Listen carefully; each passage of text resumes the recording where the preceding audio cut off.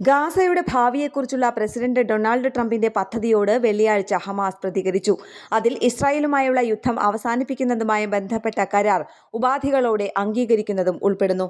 ബന്ദികളുടെ കൈമാറ്റം പ്രസിഡന്റ് ട്രംപിന്റെ പ്രപ്പോസലിനനുസരിച്ചാകാമെന്നും എന്നാൽ ചില നിബന്ധനകൾ ഉണ്ടാകുമെന്നും ഹമാസ് പറഞ്ഞു. ഈ നിബന്ധനകൾ എന്തൊക്കെയാണെന്ന് ഹമാസ് വ്യക്തമാക്കിയിട്ടുമില്ല.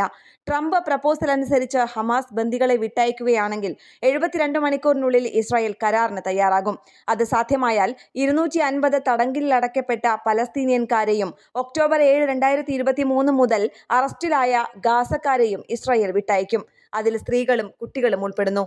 വെടിനിർത്തൽ കരാറിന്റെ രൂപരേഖ അംഗീകരിച്ചുവെന്നും ചില ഉപാധികളുണ്ടെന്നും വ്യക്തമാക്കിയ ഹമാസ് ഇസ്രായേലി ബന്ദികളെ വിട്ടയക്കുമെന്നും ഗാസയുടെ ഭരണം സ്വതന്ത്ര ടെക്നോക്രാറ്റുകളുടെ പലസ്തീൻ സമിതിക്ക് കൈമാറുന്നതിനുമായാണ് സമ്മതം അറിയിച്ചത്.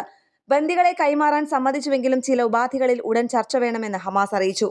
ട്രംപിന്റെ 20 ദിന സമാധാന പദ്ധതിയിൽ അടിയന്തര വെടിനിർത്തൽ, ബന്ദി തടവുകാരുടെ പൂർണ്ണമായ കൈമാറ്റം, ഗാസയിൽ നിന്നുള്ള ഇസ്രായേൽ സൈന്യത്തിന്റെ ഘട്ടം ഘട്ടമായുള്ള പിന്മാറ്റം, ഹമാസിന്റെ നിരായുധീകരണം, അന്താരാഷ്ട്ര മേൽനോട്ടത്തിലുള്ള ഇടക്കാല സർക്കാർ എന്നിവയും ഉൾപ്പെടുന്നു. എന്നാൽ ഹമാസിനെ നിരായുധീകരിക്കണമെന്ന നിർദ്ദേശത്തെ കുറിച്ച് ഹമാസ് പ്രതികരിച്ചിട്ടില്ല.